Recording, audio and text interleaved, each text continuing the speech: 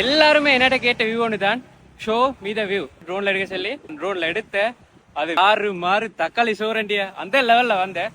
So இந்த video நீங்க பார்க்கணும் என்றால், நல்ல ஒரு எக்ஸ்பீரியன்ஸ் எடுக்கணும் என்றால் உங்களோட போனை ரொட்டேட் பண்ணுவோம். அப்பதான் உங்களுக்கு ஒரு ஃபுல் வியூ எக்ஸ்பீரியன்ஸ் ஒன்று எடுக்கலும். வீடியோ எப்படி கட்டாயம் கீழே கமெண்ட் பண்ணிட்டு போவோம்.